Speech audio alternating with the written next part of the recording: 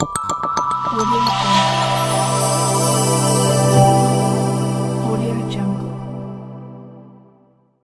ವಿಶೇಷ ಚೇತನರ ವಾರ್ತೆಗೆ ಸ್ವಾಗತ. ಸ್ನೇಹಿತರೆ, ಬಹು ದಿನಗಳ ನಿರೀಕ್ಷೆಯಂತೆ ಇಂದು ರಾಜ್ಯ ಗ್ರಾಮೀಣ ಪಂಚಾಯತಿ ಯೋಜನೆಯ ಸಭೆ ಕರ್ನಾಟಕದ ರಾಜಧಾನಿ ಬೆಂಗಳೂರಿನಲ್ಲಿ ನಡೆದಿದೆ. ಅಂದರೆ ಇಲಾಖಾ ನಿರ್ದೇಶನಾಲಯದಲ್ಲಿ ನಡೆದಿದೆ. ಆ ಕುರಿತು ಒಂದು ಸುದ್ದಿ ಬರ್ತಾ ಇದೆ, ಅದನ್ನು ನಿಮಗೆ ತಿಳಿಸ್ತಾ ಹೋಗ್ತೀನಿ. ನಮ್ಮ ಚಾನಲ್ಗೆ ಹೊಸದಾಗಿ ಭೇಟಿ ಕೊಟ್ಟಿರೋರು ಚಾನಲ್ ಸಬ್ಸ್ಕ್ರೈಬ್ ಮಾಡ್ಕೊಂಡಿಲ್ಲ ಅಂದರೆ ಈಗಲೇ ಚಾನಲ್ ಸಬ್ಸ್ಕ್ರೈಬ್ ಮಾಡಿಕೊಂಡು ಪ್ರತಿದಿನ ವಿಡಿಯೋಗಳನ್ನು ವೀಕ್ಷಣೆ ಮಾಡ್ತಾಯಿರಿ ಮತ್ತು ನಿಮ್ಮ ಸಲಹೆ ಸೂಚನೆಗಳಿಗೆ ಕಾಮೆಂಟ್ ಬಾಕ್ಸಲ್ಲಿ ಬರೆದು ಹಾಕಿ.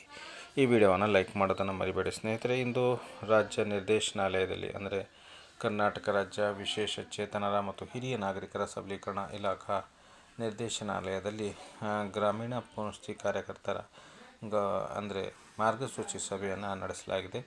ಇಲಾಖಾ ಸಚಿವರಾದ ಶ್ರೀಮತಿ ಲಕ್ಷ್ಮೀ ಹೆಬ್ಬಾಳ್ಕರ್ ಮೇಡಮ್ ಅವರಿಗೆ ನವ ಕರ್ನಾಟಕ ವಿಕಲಚೇತನ ಗೌರವಧನ ಕಾರ್ಯಕರ್ತರ ಸಂಘ ಮನವಿ ಮಾಡಿಕೊಂಡಂತೆ ಮುಂದೂಡಲಾಗಿದ್ದ ಮಾರ್ಗಸೂಚಿ ಪರಿಷ್ಕರಣಾ ಸಭೆಯನ್ನು ಇದೇ ದಿನ 25ನೇ ತಾರೀಕು ಅಂದರೆ ಇವತ್ತಿನ ದಿನ ಮಾನ್ಯ ನಿರ್ದೇಶಕರ ಅಧ್ಯಕ್ಷತೆಯಲ್ಲಿ ಗ್ರಾಮೀಣ ಪಂಚಾಯತಿ ಯೋಜನೆ ಮಾರ್ಗಸೂಚಿ ಪರಿಷ್ಕರಣಾ ಸಭೆ ಜರುಗಿಸುವಲ್ಲಿ ಯಶಸ್ವಿಯಾಗಿದ್ದೇವೆ ಅಂತ ಹೇಳ್ಬಿಟ್ಟು ನಮ್ಮ ನವ ಕರ್ನಾಟಕ ಸಂಘಟನೆಯವರು ತಿಳಿಸಿರುತ್ತಾರೆ.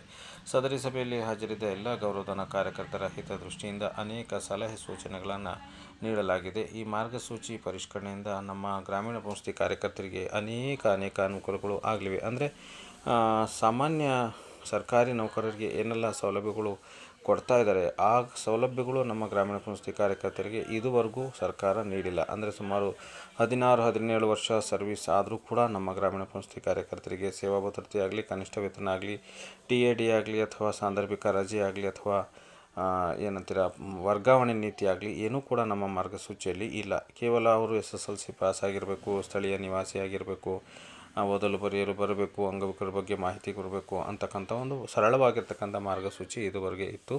ಅದರ ಮೂಲಕನೇ ಇದುವರೆಗೂ ಅಂದರೆ ಸುಮಾರು 16 ವರ್ಷಗಳವರೆಗೂ ಅದೇ ಮಾರ್ಗಸೂಚಿ ಪ್ರಕಾರ ನಮ್ಮ ಗ್ರಾಮೀಣ ಪಂಚಾಯತಿ ಕಾರ್ಯಕರ್ತರ ಆಯ್ಕೆ ನಡೀತಾ ಇತ್ತು. ಆದರೆ ಈ ಒಂದು ಸಭೆಯಿಂದ, ಈ ಒಂದು ಒಳ್ಳೆಯ ಬೆಳವಣಿಗೆಯಿಂದ ಈ ಒಂದು ಮಾರ್ಗಸೂಚಿಯನ್ನು ಅಂದರೆ ಹಳೆಯ ಮಾರ್ಗಸೂಚಿಯನ್ನು ಬದಲಾವಣೆ ಮಾಡಿ ಹೊಸ ಮಾರ್ಗಸೂಚಿಯನ್ನು ಪರಿಷ್ಕರಣೆ ಮಾಡಿ ಕಾರ್ಯಕರ್ತರಿಗೆ ಬಹಳ ಸಹಾಯವಾಗಲಿದೆ ಅಂತೇಳ್ಬಿಟ್ಟು ಹೇಳಲಾಗ್ತಾ ಇದೆ. ಈ ಸಂದರ್ಭದಲ್ಲಿ ಮಾನ್ಯ ನಿರ್ದೇಶಕರಿಗೆ ನವ ಕರ್ನಾಟಕ ಸಂಘಟನೆಯವರು ಹೂಗುಚ್ಛವನ್ನು ನೀಡಿ ಅಭಿನಂದನೆಯನ್ನು ಸಲ್ಲಿಸಿದ್ದಾರೆ.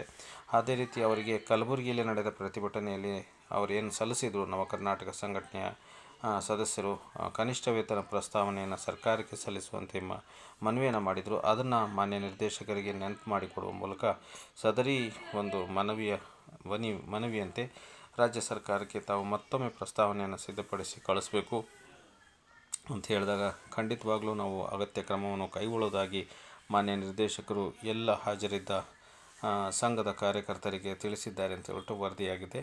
ಅದೇ ರೀತಿ ಈ ಒಂದು ಮಾರ್ಗಸೂಚಿ ಬದಲಾವಣೆ ಬಹಳ ದಿನಗಳಿಂದ ಅದು ಹಾಗೆ ಉಳಿದಿತ್ತು.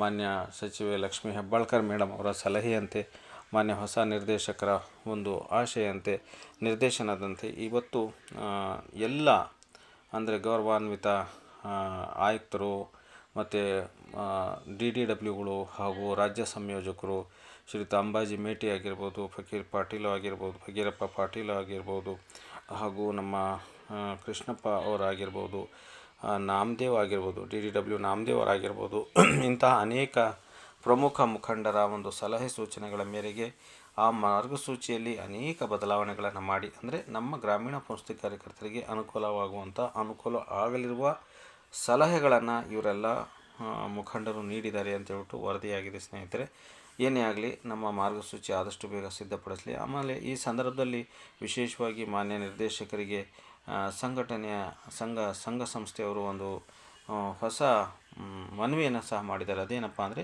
ಡಿಸೆಂಬರ್ 3ನೇ ತಾರೀಕು ನಮ್ಮ ಅಂಗವಿಕಲರ ದಿನಾಚರಣೆ ವಿಶೇಷ ಚೇತನರ ದಿನಾಚರಣೆಯಂದೇ ಈ ಮಾರ್ಗಸೂಚಿ ಸಿದ್ಧಪಡಿಸಿ ಅವತ್ತೇ ಉದ್ಘಾಟನೆ ಮಾಡುವಂಥ ವ್ಯವಸ್ಥೆಯನ್ನು ಮಾಡಿಕೊಡಿ ಅಂತೇಳ್ಬಿಟ್ಟು ಸಹ ಮನವಿಯನ್ನು ಮಾಡಿದ್ದಾರೆ ಅಂತೇಳ್ಬಿಟ್ಟು ಗೊತ್ತಾಗ್ತಾ ಇದೆ.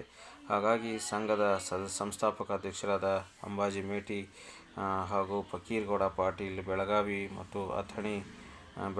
ಅಥಣಿ ಮೋರೆ MRW, ಧಾರವಾಡ MRW, ಅದೇ ರೀತಿ ನಮ್ಮ KV ರಾಜಣ್ಣ ಸರ್ ಅವರು, APD ಸಂಸ್ಥೆಯವರು ಹಾಗೂ ರಾಜ್ಯ ಸಂಯೋಜಕರಾದ ನರಸಿಂಹಮೂರ್ತಿ ಸರ್ ಅವರು, ಆಮೇಲೆ ರಾಜ್ಯ ಸಂಘಟನೆಯ ನಮ್ಮ ಪ್ರಧಾನ ಕಾರ್ಯದರ್ಶಿಯಾದ ಶ್ರೀಯುತ ಕೃಷ್ಣಪ್ಪ ಸರ್ ಅವರು, ಅಶ್ವತ್ಥಮ್ಮ ಮೇಡಮ್ ಅವರು, AD ಸರ್ ಅವರು, ಸಾಕಷ್ಟು ಜನರಿಂದ ಕೂಡಿರ್ತಕ್ಕಂಥ ಈ ಸಭೆ ಇವತ್ತು ಯಶಸ್ವಿಯಾಗಿದೆ. ನಿಜವಾಗ್ಲೂ ಕೂಡ ಆದಷ್ಟು ಬೇಗ ನಮ್ಮ ಕಾರ್ಯಕರ್ತರಿಗೆ ಈ ಒಂದು ಮಾರ್ಗಸೂಚಿಯ ವಿಚಾರ, ಹೊಸ ಮಾರ್ಗಸೂಚಿ, ಪರಿಷ್ಕರಣೆ ಮಾರ್ಗಸೂಚಿ ಪ್ರಕಟ ಆಗಲಿ.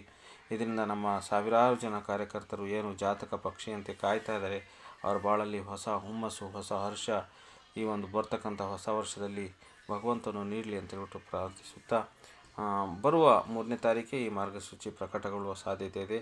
ಮಾನ್ಯ ನಿರ್ದೇಶಕರು ದಯಮಾಡಿ ಈ ಮಾರ್ಗಸೂಚಿ ಪ್ರಕಟಿಸುವಲ್ಲಿ ಹೆಚ್ಚಿನ ಸಹಕಾರವನ್ನು ನೀಡಬೇಕು ಅಂತೇಳ್ಬಿಟ್ಟು ನಾವು ಕೂಡ ನಮ್ಮ ಚಾನಲ್ ವತಿಯಿಂದ ರಾಜ್ಯದ ಸಮಸ್ತ ಕಾರ್ಯಕರ್ತರ ಪರವಾಗಿ ಕೇಳ್ಕೊತಾ ಇದ್ದೀವಿ. ಮತ್ತು ಇವತ್ತಿನ ಸಭೆಯಲ್ಲಿ ಭಾಗವಹಿಸಿ ತಮ್ಮ ಎಲ್ಲ ಕಷ್ಟ ನಷ್ಟಗಳನ್ನು ದೂರ ಇಟ್ಟು ಇವತ್ತಿನ ಸಭೆಯಲ್ಲಿ ಹೋಗಿ ನಮ್ಮ ಕಾರ್ಯಕರ್ತರ ಪರವಾಗಿ ಸಲಹೆ ಸೂಚನೆಯನ್ನು ನೀಡಿ ಕಾರ್ಯಕರ್ತರಿಗೋಸ್ಕರ ದುಡಿದಿರತಕ್ಕಂಥ ಎಲ್ಲ ಕಾರ್ಯಕರ್ತರಿಗೆ, ಎಲ್ಲ ಸಂಘಟನೆಯ ಸದಸ್ಯರಿಗೆ ಮತ್ತು ಅಧ್ಯಕ್ಷರುಗಳಿಗೆ ಹಾಗೂ ಇಲಾಖಾ ಅಧಿಕಾರಿಗಳಿಗೆ ನಾವು ತುಂಬ ಹೃದಯದ ಅಭಿನಂದನೆಯನ್ನು ಎಲ್ಲ ರಾಜ್ಯದ ಗ್ರಾಮೀಣ ಪುನಸ್ತಿ ಕಾರ್ಯಕರ್ತರ ಪರವಾಗಿ ಸಲ್ಲಿಸಲು ಇಷ್ಟಪಡುತ್ತೇನೆ. ಸ್ನೇಹಿತರೆ, ಆದಷ್ಟು ಬೇಗ ಮಾರ್ಗಸೂಚಿ ಪ್ರಕಟಗೊಂಡು ನಮ್ಮ ಬಾಳಲ್ಲಿ ಹೊಸ ಹರ್ಷವನ್ನು ತರಲಿ ಅಂತೇಳ್ಬಿಟ್ಟು ಆಶಿಸ್ತಾ ಇವತ್ತಿನ ವಿಡಿಯೋ ಮುಗಿಸ್ತಾ ಇದ್ದೀನಿ. ಜೈ ಹಿಂದ್, ಜೈ ಕರ್ನಾಟಕ.